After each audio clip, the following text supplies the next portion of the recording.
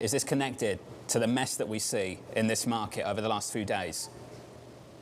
So the mess we're seeing in the market is about liquidity. You know, I'm willing to put my neck out there and say we've mostly priced interest rate risk. We haven't priced liquidity risk. We haven't priced credit risk. We haven't priced market functioning risk. We are still in the process of pricing it.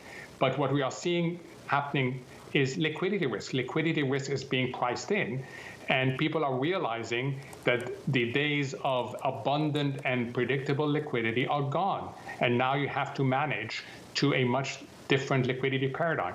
And that's why you saw yesterday, crypto got hit just as hard as, in fact, harder than other assets, even though people are looking everywhere for a diversifier. There is no safe haven in this marketplace. And that's what you get when you distort financial markets for so long, as the Fed has done. Let's go through what you just said piece by piece. You said rate risk was nicely priced or fully priced. Given I know you've told us on this program a few times now that you think the Fed won't go as far as some people think they will. You said that credit risk was not priced, liquidity was not priced, functioning risk was not priced either. Can you go through one by one, Mohammed? Credit, liquidity, functioning. What you use to gauge that and why you think we're not there yet? So credit is a function of what's happening to the economy, what's happening to corporate demand. And there is a big question mark as to how much demand destruction are we going to get. Right now, the marketplace hasn't yet embraced the possibility that we may see significant demand destruction. I hope we don't see it, but that's something to look for. Liquidity risk is the notion that not only is the Fed not pumping liquidity, but all the leveraging that happened on the back of that. And you see this in terms of outflows from bond funds. You see this in terms of margin calls, people being levered. You see this in terms of people want to get closer back to their home.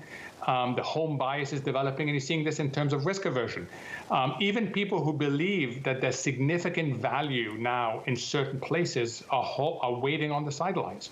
So we still have to navigate through liquidity risk. And the one that scares me the most is market functioning risk, because that one damages in a way that creates structural damage. So far, the pockets of malfunction have been relatively small, but this is, a tail risk that you really want to keep on the radar screen. Well, something you've highlighted is just the whippiness, these big moves we've seen in the Treasury market. Mohammed, that's where there's meant to be a ton of depth, and we're seeing 10 basis point moves in either direction, and sometimes on days without a catalyst, almost out of nowhere.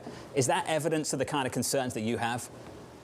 It's certainly an evidence that you're getting patchy liquidity in the most liquid of all markets. And that's important because people have stretched for illiquidity risk, and they've gone to places that they seem to be liquid, but they are actually illiquid in normal times. And whether it's emerging market local currency, whether it's emerging market bonds, with certain areas of high yield, you're starting to get liquidity risk being priced more fairly. So yeah, it's a big deal. If the most liquid market in the world is subject to the sort of whipsawing we're seeing on no news, you should be paying attention to that.